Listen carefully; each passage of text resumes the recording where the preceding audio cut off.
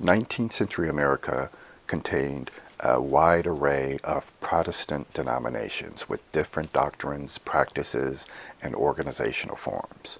But by the 1830s, almost all of these bodies had a deep evangelical emphasis in common. Protestant denominations had always contained an important evangelical strain, but it was in the 19th century that a particular style of evangelicalism became the dominant form of spiritual expression. What above all else characterized this evangelicalism was a pervasive sense of activist energy. The activism involved an important doctrinal shift away from the predominantly Calvinist orientation that had characterized much of 18th century American Christianity. 18th century Calvinists like Jonathan Edwards or George Whitefield has stressed the sinful nature of humans and their utter inability to overcome this nature without the direct action of the grace of God working through the Holy Spirit. Salvation to them was purely in God's hand, something he dispensed as he saw fit for his own reasons. 19th century evangelicals like Lyman Beecher or Francis Osbury were no less unrelenting in their emphasis on the terrible sinfulness of humans, but they focused on sin as human activity. For all they preached the hellfire and damnation, they nevertheless held on to an unshakable belief in the capacity of humans to act morally, in the ability of humans to turn away from sinful behavior and embrace moral action. Whatever the religious doctrine they practice, most 19th century evangelicals preach the duty and ability of sinners to repent and stop sinning.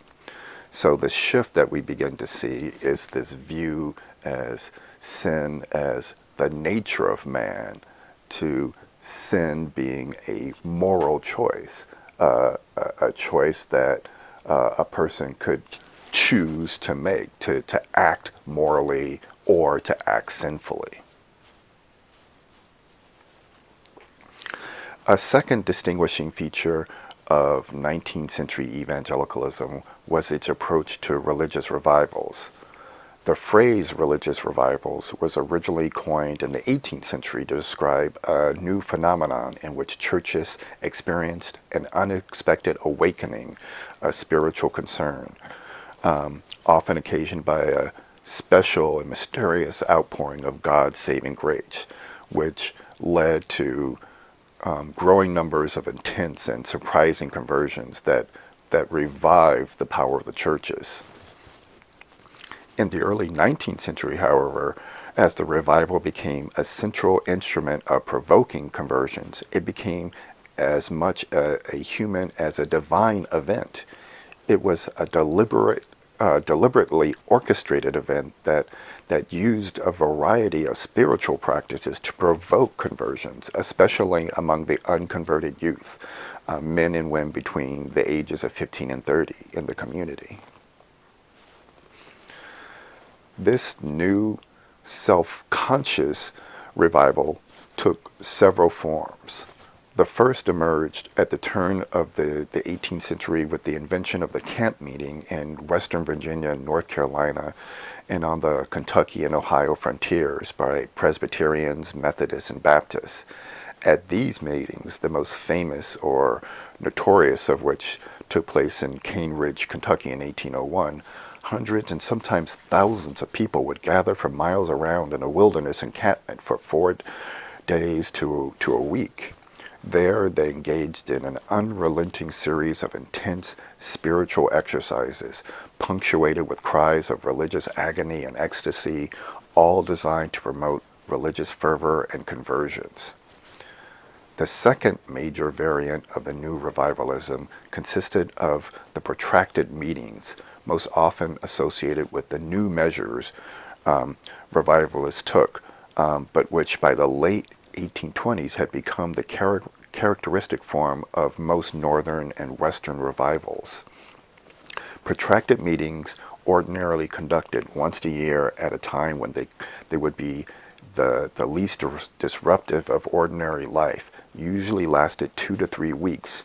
During this time, there would be preaching 2 to 3 times each day, addressed especially to those anxious people who would gather on what was called an anxious bench at the front of the church to be prayed for by the congregation, and prayer and counseling visits by newly converted Christians to the concerned and anxious would take place.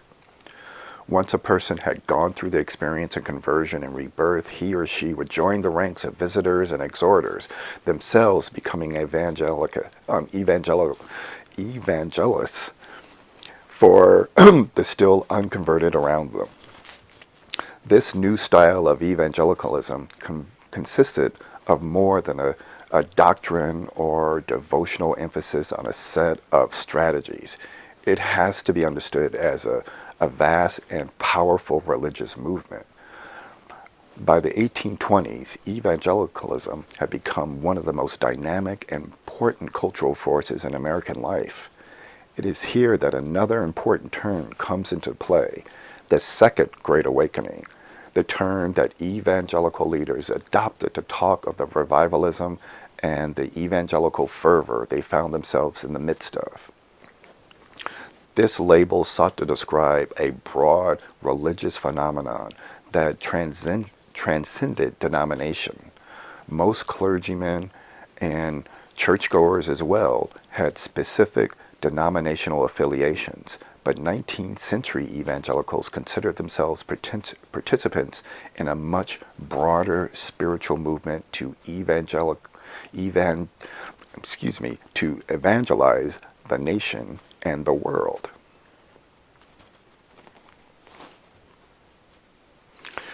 The evangelical revival spawned a number of reforms aimed at curbing a broad range of social ills. Many middle-class Protestants believed that God expected Christians to make a heaven on earth, to eradicate sin from both their personal lives and their societies. Many reforms were local, personal, or non-controversial. Converts commonly swore off drinking, for example, or a group of church women might decide to open an orphan asylum, but reform movements became more divergent and contentious as their numbers and causes swelled.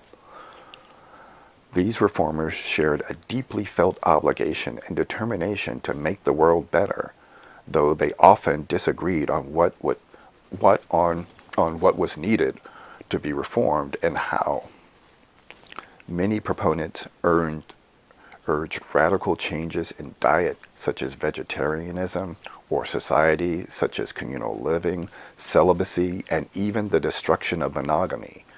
Others focused on purging society rather than the individual from imperfection and sin. Radical political reformers called on government and society to end social injustices such as poverty, slavery, and women's subjugation.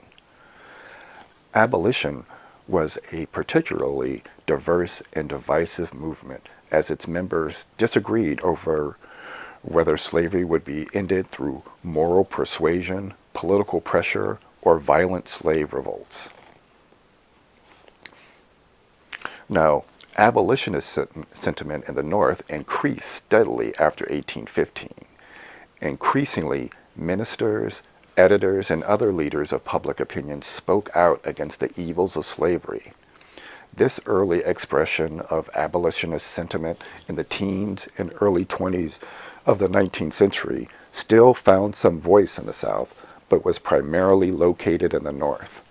In addition, there was still some attachment to earlier projects and designs to send Africans, once emancipated, back to Africa. Benjamin Lundy's pamphlet publication, The Genius of Universal Emancipation, published in 1821, is an example of this type of thinking. But within 10 years of Lundy's work, it was clear that the abolitionist movement had entered a new militant phase. Three events in particular indicated this shift. The first was the publication of David Walker's Appeal. The full name of the publication is David Walker's Appeal in 4 articles together with a preamble to the colored citizens of the world, but in particular and very expressly to those of the United States of America. David Walker's Appeal was published in 1829. Walker was a North Carolina free black who had moved to Boston where he sold secondhand clothes. He had a bitter hatred of slavery, which did not decrease with his leaving of the South. In fact, his bitterness increased as he saw and felt how free blacks in the North were treated and bristled at his quasi-free status. Quite simply, Walker's Appeal was one of the most vigorous denunciations of slavery ever printed in the United States. In it, he writes, "I ask every man who has a heart and blessed with the privilege of believing, is not God a God of justice to all his creatures? Do you say he is?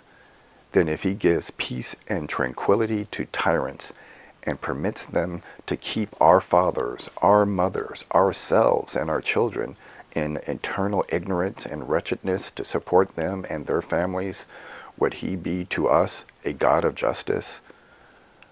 America is more our country than it is the whites. We have enriched it with our blood and tears." Walker closed his appeal by quoting the Declaration of Independence to show that blacks were justified in resisting with forces if necessary the oppression of white masters. Well, let's just say that Walker's appeal caught a lot of people off guard. In fact, the appeal is probably the first African-American militant nationalist tract. Walker's pamphlet found many readers. It went through 3 printings, with Walker revising the message slightly each time.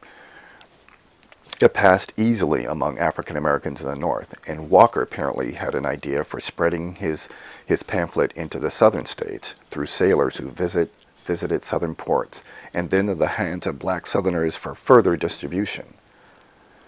Southern response to the appeal was pretty swift.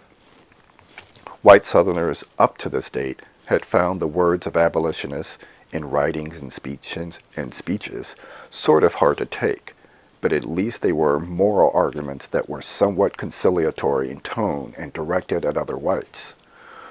Walker's appeal was the words of a black revolutionary who was urging blacks to rise up in rebellion. That it was unwelcome in the slaveholding states is a gross understatement.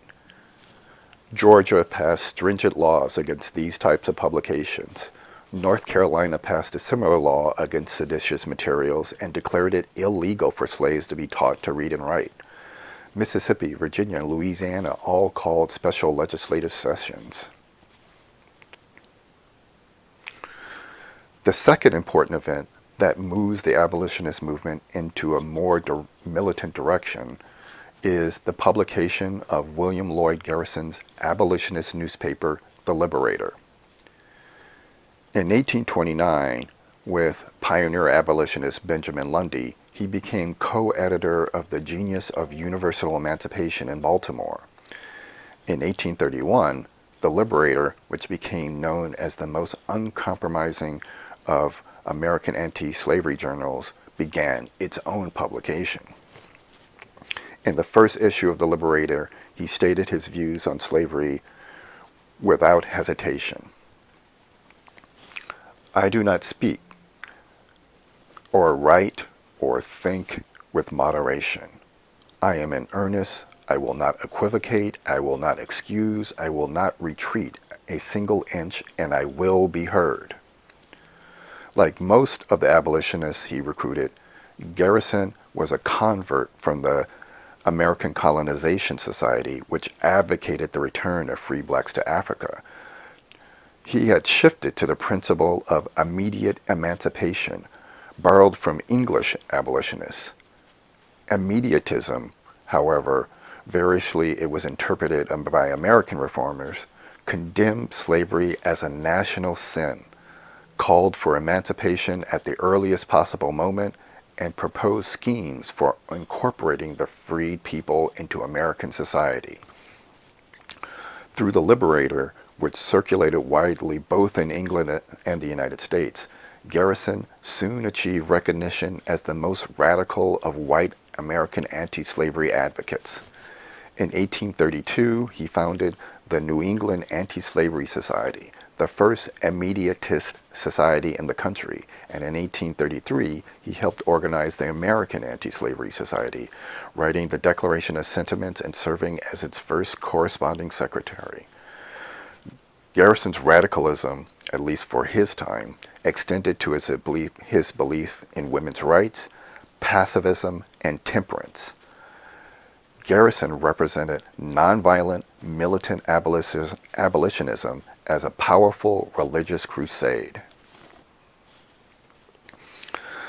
The third shift that we see in the abolitionist movement, the third event that represents this shift, is Nat Turner's Rebellion. Nat Turner was born in October of 1800. Apparently, even as a child, he impressed his fellow slaves with his knowledge of things that had happened before his birth, and some predicted that he would become a prophet. His parents taught him how to read and stressed his uniqueness and great destiny. "My father and mother strengthened me," he said, "saying in my presence I was intended for some great purpose."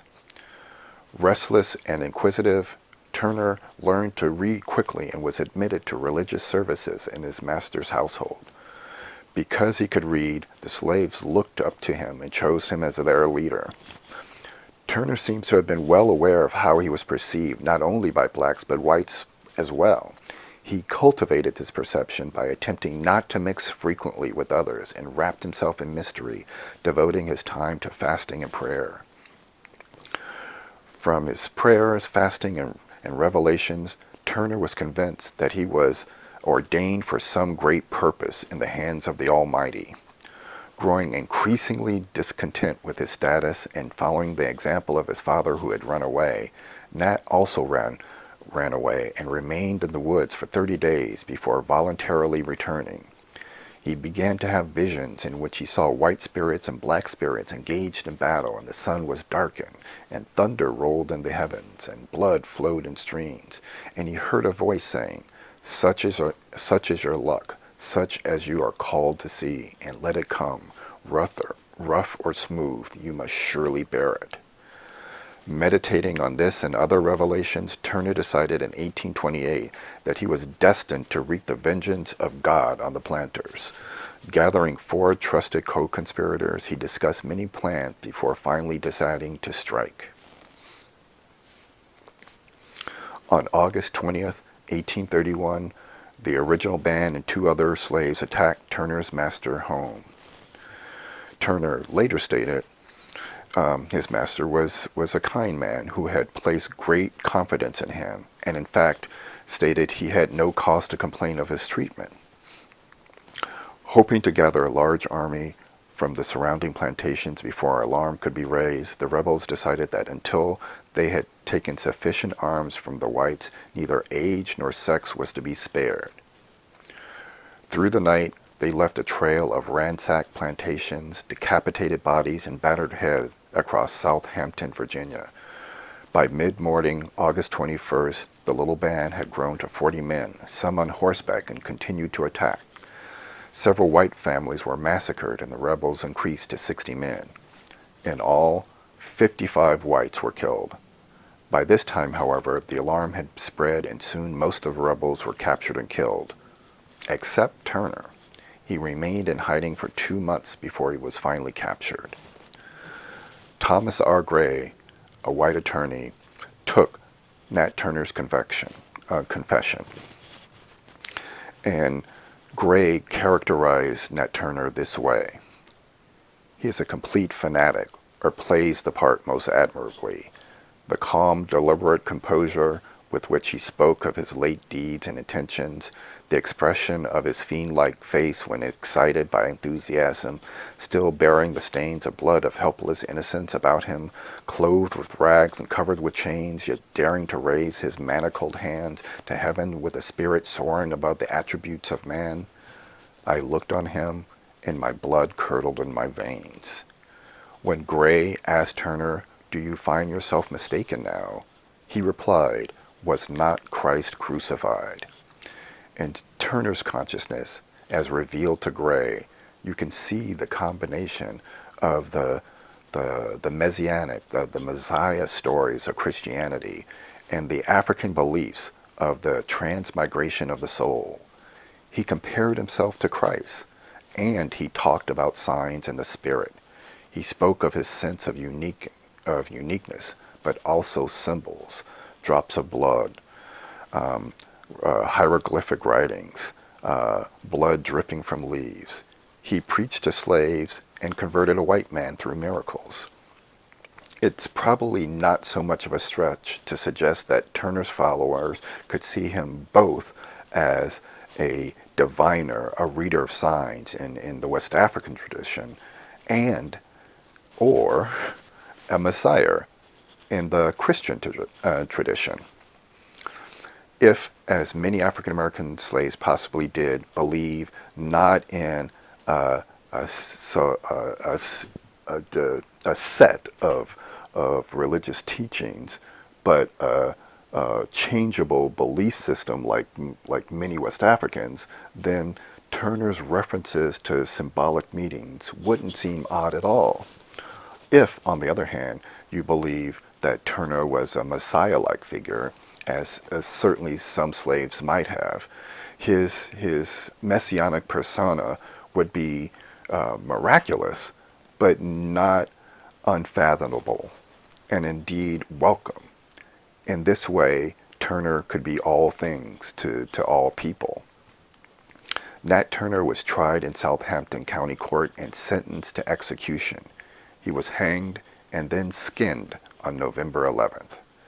In total, the state executed 55 people, banished many more, and acquitted a few.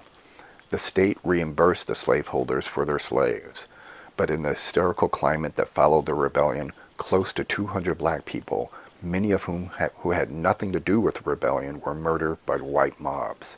In addition, slaves as far away as North Carolina were accused of having a connection with the insurrection and were subsequently tried and executed.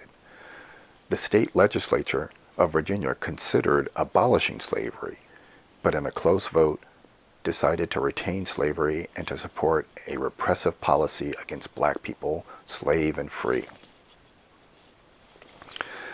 As historian Ronald Walters has written, running through many reforms were common themes and assumptions, one of the most important of which was a passionately held belief that individuals must be able to act as free moral agents, capable of choosing right from wrong, and not restrained by arbitrary power of someone else, like a slaveholder or an immoral husband, or something else, like alcohol, bad diet, or mental illness.